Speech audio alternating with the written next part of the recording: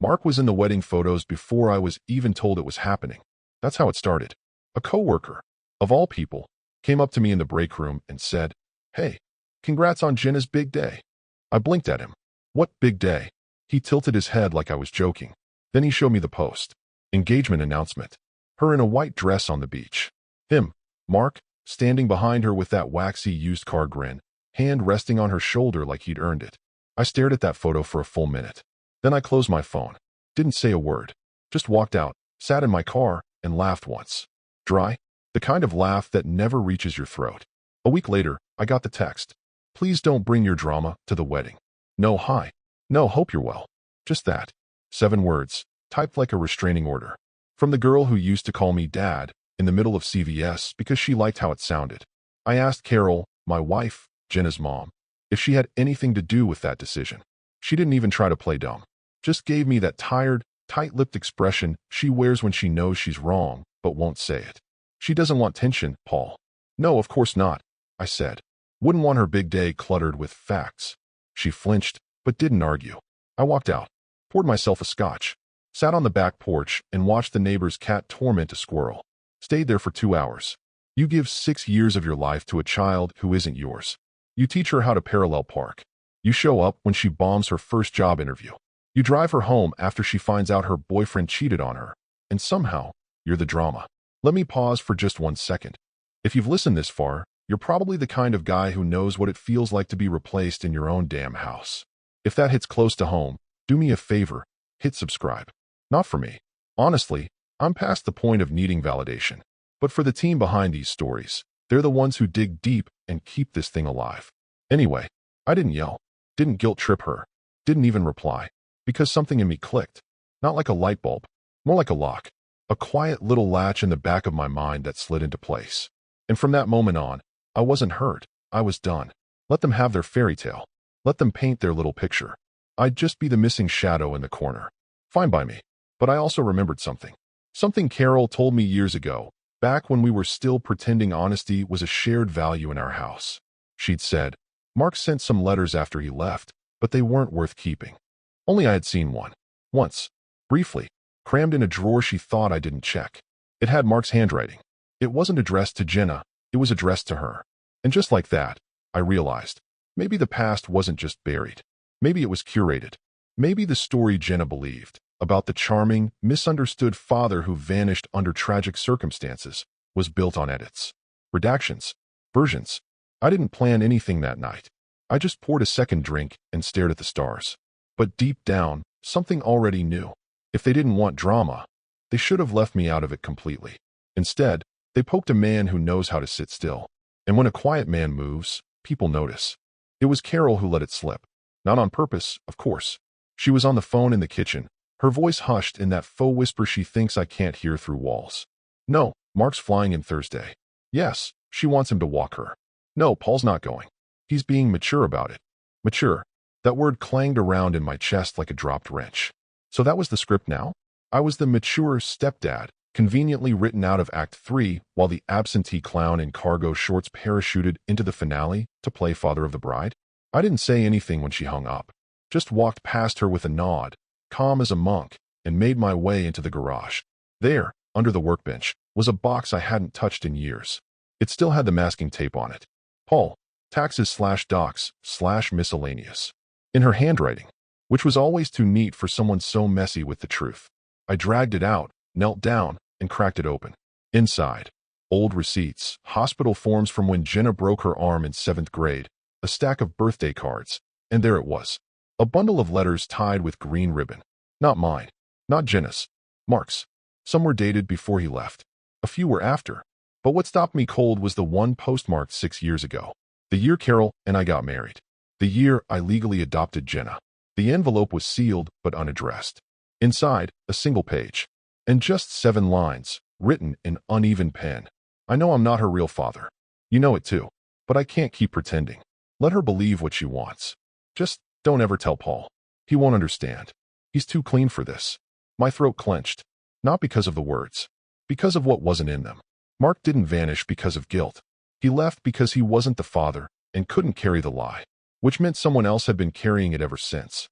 Wrapping it in motherly affection. baking it into birthday cakes, sewing it into just let it go comments.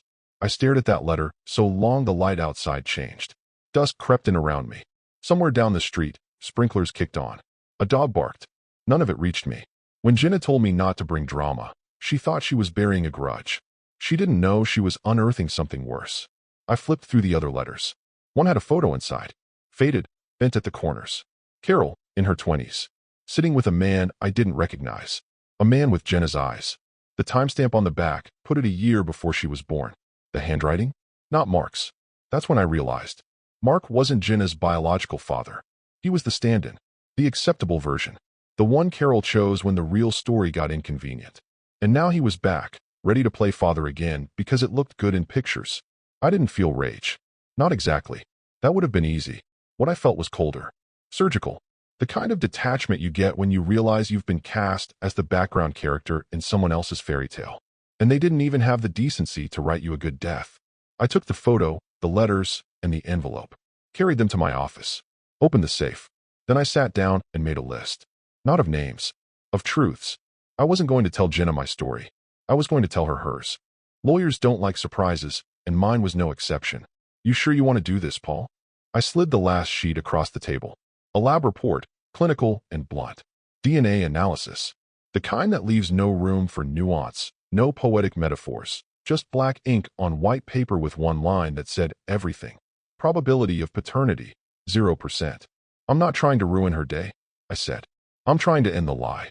He looked at me like I'd spoken in code. Then why now? Why not 5 years ago? Why not never? I leaned back. Because they dragged me out of the picture. I just want her to know what's in the frame. The envelope was custom. Leather. Burnt umber, hand-stitched, stitched by a guy I found through a friend in Napa. I wanted something timeless. Not angry. Not flashy. Just solid. Real. Inside it, I placed 3 items. First, the photo. Carol and the other man. Jenna's real biological father. The one no one ever mentioned. His name wasn't even in the family tree. But there he was. His features mirrored in Jenna's cheekbones, her chin. The same smirk, even. Second, the lab test. Signed, sealed, witnessed.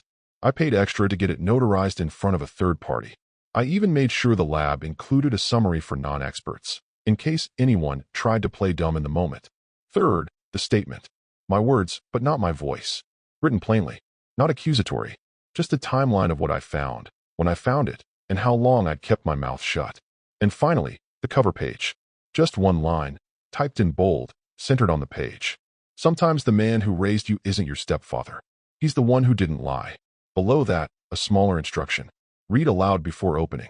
That part was important. Not because I wanted to create a scene, but because truth deserves an audience. Because if they were going to erase me from the family album, I wanted to make sure the ink they used to replace me didn't smudge the real story. I sealed the envelope with a red wax stamp. Old school, sure, but fitting. This wasn't a document. It was a verdict. The next step was delicate. I couldn't just mail it. That's where people mess up. They make it too easy to intercept. Or worse, they try to deliver it themselves, which always gets emotional. No, I needed someone inside. Someone who would follow instructions, but not ask questions. So I called Logan. He was Jenna's best man's older brother. A bartender I'd hired years ago for a company event who ended up staying in touch. Good kid. Trustworthy. Not close enough to be suspicious, but not distant enough to ignore me. I met him 2 days before the wedding. Slip it onto the gift table after the first round of toasts, I told him. It's labeled for her. No one will question it. But make sure it's visible. Don't bury it. He looked at the envelope, then at me. Is this going to ruin anything? I smiled. No. Just reveal what was already ruined. He nodded once and walked away. I stood in the parking lot, watching the sun bleed down the edge of the horizon like it had somewhere better to be. I wasn't nervous. I wasn't even angry anymore. I was something much simpler. Something they stopped expecting me to be the moment they cut me out. I was prepared. The sound of the mower drowned out my thoughts. That was the point. I cut clean lines across the lawn, the engine roaring just enough to muffle the static of the day. A day I wasn't invited to. A day I'd been written out of like a miscast actor in a family sitcom reboot. Neighbors waved as they passed, clueless. Just another Saturday. To them, I looked like a man choosing yard work over golf. Truth was, I needed the ritual. There's something sacred about clean rows. About control. About pushing something forward and watching it respond. Grass obeys. Families don't. At exactly 2 p.m., I killed the engine, wiped the sweat from my brow, and looked at the sky. Not a cloud. Blue as an alibi. Somewhere, across town, Jenna was raising a glass. Not to me, but to him. Mark. The man who skipped birthdays, forgot middle names, disappeared for a decade, and came back in a rented suit. The man who hadn't paid a dime toward her education, never met her college roommates, never sat in the ER with her when she fell off her bike at 13 and broke her collarbone. Now he was back, and being toasted. Here's to Mark, one of the groomsmen said, lifting his glass. The guy who came through when it counted. Came through? He came back. That's not the same thing. But there he stood, grinning like a man who'd beaten cancer instead of just avoided child support. Polished shoes, a new haircut, no trace of the ghost he used to be. Jenna stood beside him, radiant in her dress, glowing with gratitude. He's the only man who truly understood me, she said, clinking her glass with his. I could imagine it so clearly I didn't need video. I knew her cadence, her inflection, the breathy tremor she used when she wanted to appear overcome. All performance. But that line, that one lodged itself like shrapnel. The only man who truly understood her. Right. Was that before or after he admitted he wasn't her biological father? Was that before or after the letter where he begged Carol to let him off the hook? Carol didn't toast. She sat at the head table, face tight, fingers wrapped around her wine glass like it was keeping her tethered to the earth. If guilt had a scent, she was steeped in it. She'd spent years keeping the lie alive. First out of shame, then out of convenience. I used to think she was just protecting Jenna. Now I wasn't so sure. Maybe she just liked the story better this way. The tragic but charming ex, the noble stepfather in the background, the daughter who never had to question where she came from. That story was about to end. I poured myself a glass of scotch, older than Mark's parenting resume, and sat in the den with the lights off. The clock ticked. Each second brought them closer to the gift table. I wondered if Logan had delivered the envelope yet. I pictured his hands placing it gently among the other shiny boxes and gift bags. I imagined the leather catching the light. I imagined the moment Jenna would see my name and hesitate. And I smiled. Not because I wanted to ruin her day. Because I wanted to correct the record. No theatrics. No scenes. Just a single package. A quiet witness to a decade of omissions. Let them have their reception. The truth was already in the room. The clink of forks against champagne flutes signaled the gift opening had begun. White tablecloths. Rose petals scattered like confetti. The DJ played a jazzy instrumental in the background. Something vaguely romantic and wholly forgettable. Jenna sat at the center with her new husband, Ethan, nice enough kid, if a little plastic, and a pile of elegantly wrapped boxes towered before them like a shrine to middle-class aspiration. Laughter rolled through the reception hall like waves on a shallow beach. Everyone was loose now. Wine had worked its way into cheeks and egos. People snapped photos, leaned in for selfies, swapped stories about remember when. Mark stood just behind Jenna's chair, one hand possessively on her shoulder, smiling with the awkward tension of a man trying to look fatherly in every frame. He had the air of a man cosplaying history he never earned.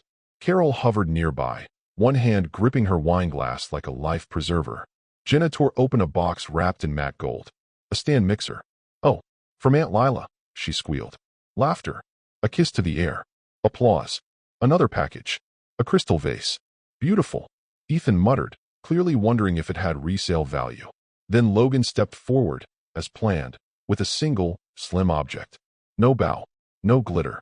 Just a brown leather envelope, resting atop a box from Bloomingdale's like it had arrived from another era. A relic among ornaments. Hey, this one's from Paul, someone said, reading the clean handwriting on the front. The noise dipped, just slightly. A collective murmur, subtle, but there. Jenna froze. Her hand, still mid-reach toward another box, paused like it had been caught doing something it shouldn't. She looked up at her mother, then at Mark. Mark furrowed his brow, but said nothing. Then Carol spoke. Read it, she said. Soft, barely audible, but firm. Jenna blinked. Now, read it before opening. Ethan read aloud, squinting at the script on the front. Says it right here. Jenna turned the envelope in her hands. The wax seal caught the overhead lights. Red, stark, bold. The kind of thing that demanded reverence. Or at least caution. The room quieted. Not silence, but enough hush that you could hear the weight shifting. Carol looked like she wanted to disappear. Her knuckles were white around her glass. Jenna broke the seal with care, like she expected a butterfly or a bomb. She unfolded the first page, cleared her throat. Sometimes the man who raised you isn't your stepfather, she read. Her voice trembled slightly, but she pressed on. He's the one who didn't lie. A few chuckles. Nervous ones. Someone whispered, "Oh wow." Someone else muttered, "That's dramatic." But Jenna kept reading. The next page fluttered out. A letter. Dated. She scanned it. Her brow furrowed. Then she flipped to the third page. Her mouth opened, then shut. She wasn't reading anymore. She was staring. Carol sat down. Mark's hand slowly slid from her shoulder. The room held its breath. No music. No laughter. Only the creak of a chair and the slow, deliberate way Jenna looked up, eyes locked on her mother, and said just one word. "What is this?" Jenna's voice cracked as she reread the line aloud. Whether for the room or for herself, no one could quite tell. Sometimes the man who raised you isn't your stepfather. He's the one who didn't lie. She blinked hard, as if the words had stung her physically. Then her fingers fumbled through the envelope and pulled out the next sheet. It was thicker, printed on old paper, slightly curled at the corners like it had been stored for years. Across the top, a scanned letter, typed in a dated font. A signature at the bottom, unmistakable. Mark's. Jenna held it up. The paper trembled. She read, "If Jenna ever asks, tell her I'm not her real father. I can't do this anymore. She deserves better than a lie. But I don't have the stomach to tell her myself." Her voice faltered on real father. She looked up, wide-eyed, and caught Mark's expression before he could hide it. Lips parted, face bloodless, hand twitching slightly at his side. He tried to speak, but no sound came out. A murmur swept through the room like wind in dry leaves. Someone near the bar whispered, "Is this real?" Someone else, louder, "Did he just say not her father?" The DJ, sensing something unnatural in the air, cut the music. Now it was silence, just breath and confusion and the sound of 100 heads turning toward the head table. Jenna flipped the page again, faster this time, almost desperate. Her hands moved like they were no longer hers. Next, a document with a letterhead. A lab. A paternity test. Bold, stamped in the upper corner. Non-paternity confirmed. She held it up as if showing it would change what it said. "Is this a joke?" she asked. But she wasn't laughing. Her face twisted, not just in shock, but in betrayal. A deep, splintered kind. The kind you can't fix with apologies or edits. The kind that changes names in your phone and meanings in your memory. She looked at Mark again. "You knew?" Mark finally found his voice, brittle and faint. "It was complicated. When were you going to tell me?" Her voice rose now, slicing through the room. "After the photos? After you gave your speech?" He took a step forward. "Jenna. No. Stop. Stop." People started standing. Guests whispered. One elderly aunt looked ready to faint. Then Jenna turned her eyes on her mother. "Mom." Carol didn't move. She looked frozen. No, more than that. Like a painting of guilt. Face drained. Lips tight. Her eyes locked on the floor. "Say something," Jenna pleaded. But Carol said nothing. Because what could she say? That it was for Jenna's own good? That lies age like wine. And then Jenna saw it. One more folded page tucked behind the envelope lining. She reached in and pulled it out like it might bite her. It was another letter. This one, from Carol. 10 years ago. Jenna read the first line aloud, through gritted teeth. Jenna doesn't need to know. Let her believe Mark is her father. He's unstable, but it's better than the truth. Paul is stable. Reliable. He won't ask questions. She dropped the page like it burned her fingers. The envelope landed on the table with a soft thud, its contents spilled and scattered like a crime scene. Mark turned, took a step back. Carol finally whispered, "I thought I was protecting you." Jenna stared at her. "You were protecting yourself." No one dared move. The crowd wasn't a crowd anymore. It was a jury. A silent audience to a secret no one asked to hear, but couldn't unhear now. Jenna rose from her chair slowly, hands at her sides, like she wasn't sure whether to cry, scream, or run. Her husband reached for her, but she brushed past him like he wasn't there. Behind her, the gifts sat like monuments to a future that had just detonated. And in the center of it all lay the truth, cracked open and undeniable. Jenna's fingers twitched as she picked the paternity test back up, like she needed to feel the paper again just to confirm it was real, to confirm she was still real. Bold across the top, subject, Mark W., not the biological father. It didn't need legalese. The capital letters said it all. A stamp of finality. A scar pressed into ink. She turned the page as if compelled, jaw set, eyes flaring with something between panic and fury. Another letter, different handwriting. Neater. Controlled. Carol's. The room held its breath. Jenna read aloud. "Jenna doesn't need to know. Let her believe Mark is her father. You're stable. He's not. We can give her a version of the truth that doesn't hurt as much. She didn't finish the rest. Her lips stopped moving. She just stood there, clutching the page with one hand, knuckles going white. The first sound came from the bride's side of the room. A sharp inhale, like someone had just stepped into ice water. Then a ripple, soft gasps, glasses clinking nervously against tabletops. A cough, a whisper, a chuckle, confused and ill-timed. Mark's mouth opened, but no words came out. He looked at Carol, then at Jenna, then at the letter like it had personally betrayed him. I didn't know she kept that, he stammered. Jenna whipped around. You wrote it? No, not that one. Her letter to Paul. I didn't know. You didn't know she covered for you? She barked. You didn't know you let me believe a lie for 23 years because it made you look like a hero? His jaw clenched. I didn't ask for this. She said you'd be better off not knowing. And you just agreed? Jenna's voice was cracking now, breaking apart like dried porcelain. You showed up today to be the hero, the perfect dad in a rented suit. And all this time, you knew. Mark took another step back. His hands were up now, palms open. The pose of a man who realizes too late he's wandered onto a battlefield wearing a tuxedo. You think I wanted this? He snapped. You think I asked to be the bad guy? No, Jenna said. Her voice dropped. I see now. You just volunteered to be the fake one. He faltered. Literally. His foot caught on the edge of the stage, and he stumbled backward. A groomsman caught him before he fell, but the image had already burned into everyone's memory. The mighty Mark, teetering like a statue with a hollow base. Carol still hadn't moved. Jenna turned to her. You did this, she said. You built this. Carol's eyes flicked up for the first time. It wasn't meant to hurt you. But it did. The room was no longer an audience. It was a gallery of frozen portraits, friends, family, strangers, watching a life unravel with the slow horror of a train derailing in real time. I was protecting what we had, Carol whispered, finally standing. We made a choice to keep things peaceful. Paul agreed. That stopped Jenna cold. Paul. The word hung in the air like smoke. Carol flinched, realizing too late what she'd let slip. He didn't want to tell you either. He thought it would. Jenna's laugh came out wrong. Choked. Disbelieving. Paul knew. Then her eyes scanned the envelope again. Its seal, the clean stitching, the curated pain. Her expression changed, darkening as the pieces clicked together in real time. He chose this moment, she said softly. Mark tried again. You have to understand. I don't have to do a damn thing. She turned her back on them both. Stepped down from the head table like a queen descending a throne she'd just discovered was built on garbage. Her dress trailed behind her like a whisper. The guests didn't speak. They didn't toast. They didn't laugh. They just watched. And in the center of it all, Mark stood alone now. Pale. Speechless. Surrounded by proof that his role in this fairy tale was nothing more than a chapter torn from someone else's book. And no one, not Carol, not even Jenna, was willing to pretend he belonged anymore. Mark sank into the chair like his bones had melted. The envelope still in his hands, fingers curled around it like a lifeline, or a confession. He didn't speak. He didn't blink. He just stared down at the documents splayed across the tablecloth as if maybe, if he focused hard enough, they'd rearrange themselves into a lie he could live with again. But they didn't.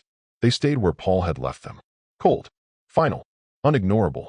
Across the table, Jenna hadn't moved. She stood like a woman struck by lightning. Not burned, not broken, just paralyzed by the sear of it. Her mouth slightly open, eyes darting between her mother and the man she'd just hours ago called the only one who understood her. Now he looked like a ghost. And Carol looked worse. Because Carol knew. Carol had always known. Jenna turned to her, voice low, like something was caged behind it. How long? Carol's lips trembled. It wasn't supposed to come out like this. How long? Jenna snapped, louder now. Did he know before I was born? Yes, Carol whispered. Jenna recoiled like she'd been slapped. And you let me call him Dad? Carol swallowed, eyes pleading. He wanted to disappear. I let him. You had Paul. He was good to you. You don't get to pretend he wasn't. No, Jenna said, voice ice. You don't get to pretend this wasn't your lie. The room was quiet, still, but thick with tension. You could feel it under the skin, crawling down spines, pressing into collarbones. No one dared speak. No one dared move. Except one man. The groom's father stood. Gray hair, sharp suit, old-school posture like he'd never once slouched in his life. A man who'd worked his way to wealth, built a legacy with calloused hands and no patience for weakness. He looked at Mark like he was something rotting on his lawn. You lied to that girl her whole life, he said. Loud, clear, his voice slicing through the reception like a judge's gavel. I didn't lie, Mark muttered, barely audible. I just let it happen. That's worse. He walked over, slow and deliberate, each step echoing. His hand closed around Mark's collar, not violently, but firmly, like someone taking out the trash with practiced efficiency. No man like you gets to sit at the head table, he said. Then, to no one in particular, get him out of here. Jaws dropped. A few guests gasped audibly. One aunt tried to stand but froze halfway, unsure whether to intervene or hide. Mark didn't resist. His limbs hung loose, his mouth slack with disbelief. He looked smaller now, less like a man, more like a mistake someone had dressed up in a suit and hoped wouldn't be noticed. The groom's father dragged him down the center aisle, past the wedding cake, past the gifts, past the photographer who slowly lowered his camera, past dozens of faces that no longer wanted to know him. Carol didn't stop it. Neither did Jenna. And somewhere, on the other side of town, Paul sat alone in his study. The same chair where he'd written the final note. The same lamp lighting the corner of his desk. The last page in the envelope was short, typed in 12-point Times New Roman. No greeting. No goodbye. Just this. You didn't want my drama at your wedding. I respected that.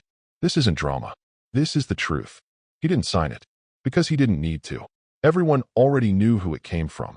And by the time Mark stumbled out the venue doors, humiliated, sweating, breath shallow with panic, there wasn't a soul in that room who questioned whether he deserved it. Jenna burst through the doors of the venue like the building itself had turned toxic. Her dress snagged slightly on the frame, but she didn't stop. Her heels hit the pavement hard. One broke, she kept going. People called after her, her name echoing from the ballroom. But she didn't turn around. Didn't slow. She needed air. Carol followed seconds later, calling weakly. Jenna. Wait. Please, sweetheart. But Jenna kept walking. Toward nothing. Toward silence. Her shoulders heaved like she couldn't decide whether to cry or scream. Her fists clenched and unclenched at her sides. Behind them, the reception was in suspended animation. Ethan, the groom, stood by the table, eyes locked on the ruined envelope and the shredded illusion it spilled. He hadn't said a word since the letter was read. Still hadn't sat down. Didn't go after her. Just watched her retreat into a version of reality he never signed up for. A guest whispered, "Is this part of the toast?" Another murmured, "They should have hired security." Nobody touched another gift. The champagne went flat. The music never came back on. Inside that frozen moment, a wedding turned into a post-mortem. Across town, Paul sat in the den. Same chair. Same drink. No expression. He hadn't moved much since the call came from Logan confirming the envelope had been placed exactly where he'd asked. Front and center. No risk of it being misplaced or delayed or swept into the pile for later. He never planned to watch it unfold. He didn't want photos. Didn't need updates. The truth didn't require surveillance. The truth was delivered. The sky was turning copper now. Long strokes of orange brushing the clouds. A warm breeze rustled the ivy on the fence.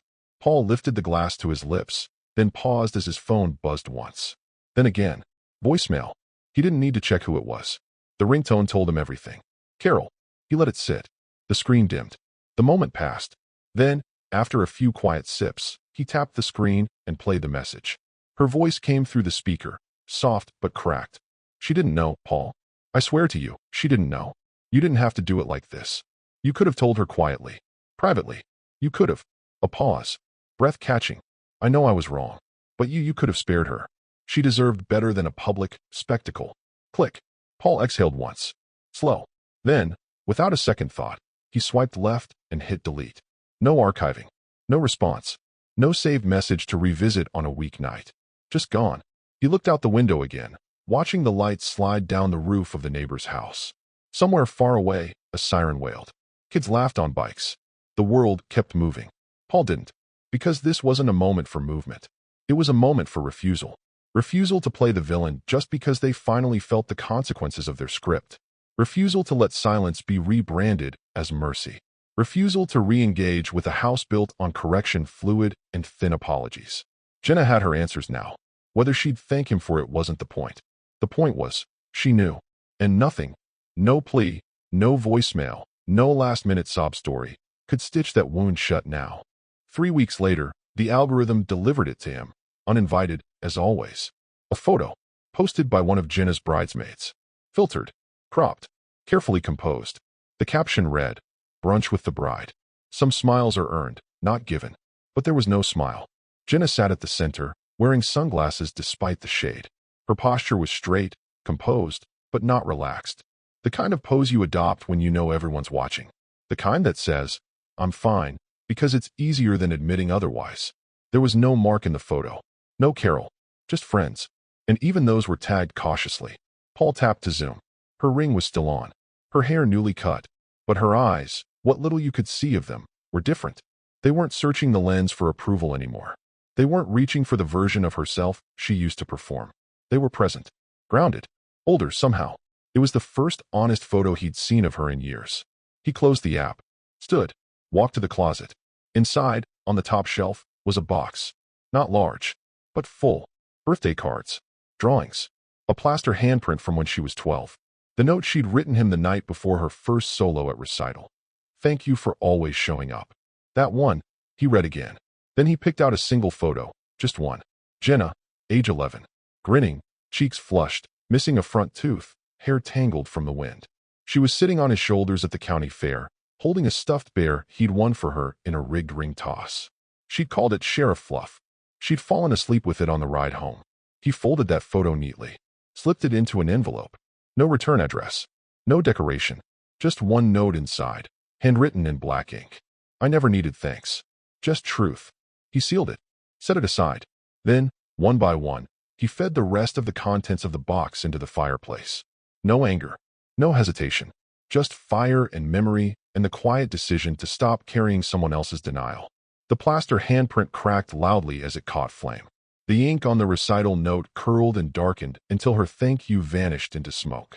He waited until the last ash drifted upward. Then he closed the empty box, walked it out to the curb, and left it beside the trash bins without ceremony. No final word. No dramatic sigh. Just a door closed behind him, soft and certain. Paul didn't need to haunt her life. He had already reshaped it, with facts, not fury. And now, he didn't need to stay. He walked away like a man who'd finally returned something he never owed.